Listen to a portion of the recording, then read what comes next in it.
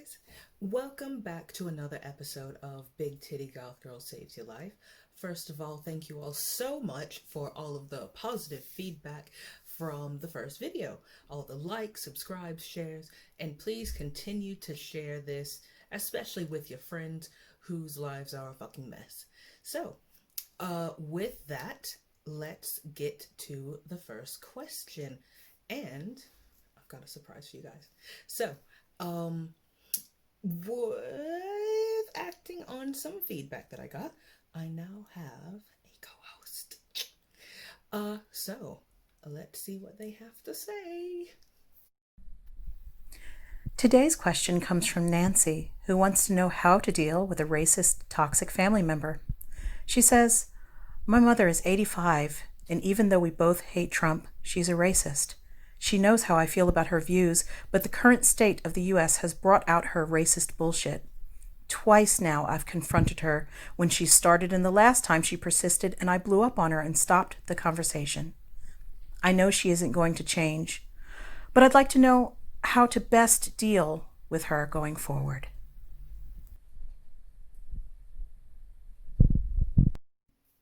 So, excellent question from Nancy. First of all, you're doing pretty much everything I was going to suggest anyway. First thing to remember, you are never, ever, ever going to change this lady's ideas.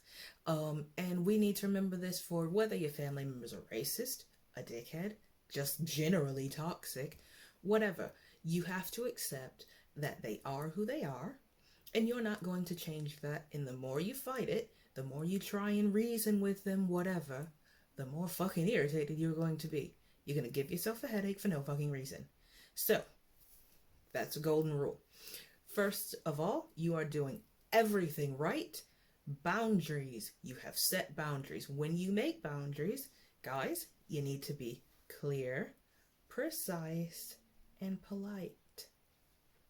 So, all these things are important, especially the polite part, because when they decide to twist your words and bring other people into the argument like they like to do, like they will most likely do, they will not have the ammunition to say that you were being a bitch. Secondly, you've set your boundaries. You also need to have consequences. Now, it's one thing to set a boundary, but what's the point if when they cross over it, there's no repercussions? So, you're again doing this when you've gotten into it with her, which again, I would suggest that you don't do that as a general rule, because for one, they like to twist your words. They will involve other people, like I've said, and it just stresses you out. There's no fucking point doing it. Even though sometimes it just feels really good. So sort of use your own best judgment. So, consequences. You've done great. When she's pulled her racist bullshit, you've called her out on it, and that's what you need to do. That's what these people understand. You almost have to treat them like animals, like when you're training a dog or a cat or whatever. When you do fucked up shit, when you want to talk racist nonsense and call people racial slurs and be a general then you let that person know these are the boundaries that I've set out for you, and you're crossing them. So I'm going to end this conversation and we'll talk another day. Boom. Now, that is when we move on to the next part, because when they defy that, there's not a whole lot you can do on the phone.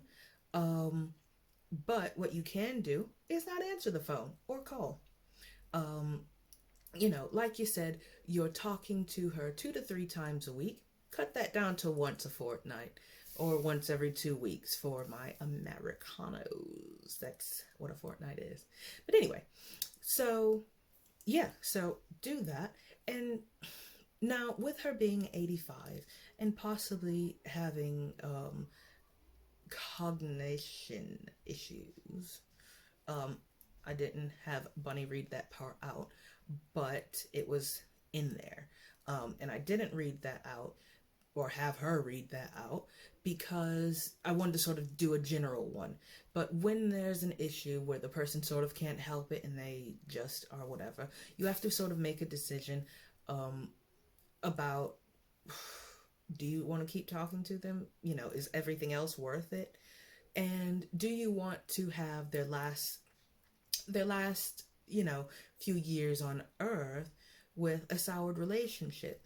And that is really important, even if they are a dickhead, even if they are racist or toxic or whatever, does that balance with the positives that they've had in your life? And we tend to not want to cut off our elderly mothers. So, with that, going forward, I think you're doing everything right. The only thing I would suggest is continue to limit contact, continue to call her out on her bullshit, and, do what you gotta do. But everything you're doing, spot on. Well done, Nancy. So, with that, if you enjoyed today's video, hit like, hit subscribe, share with your friends. Be cool. Today's fun fact about me. Let's see.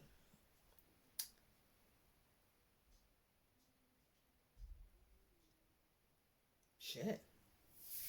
God, is there anything even fun about me? Fuck, quarantine's really ruining everything, isn't it? Like, I'm trying to think of a fun fact. I should write these down, But, okay, fun fact. I digress.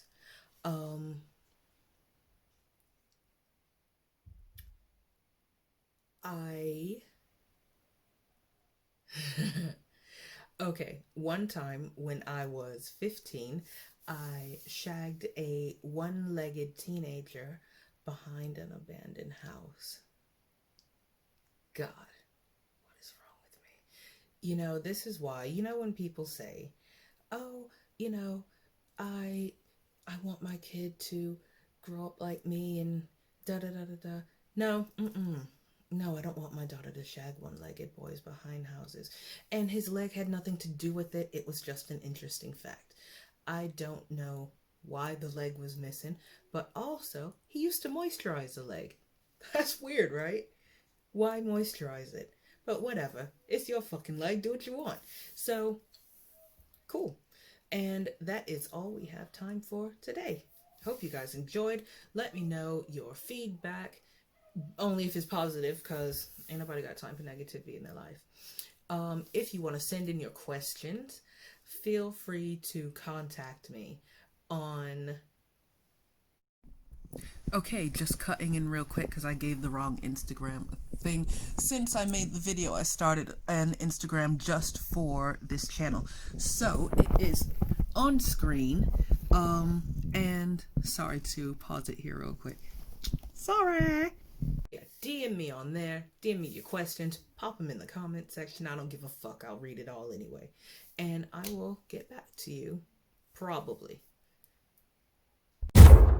I will, though.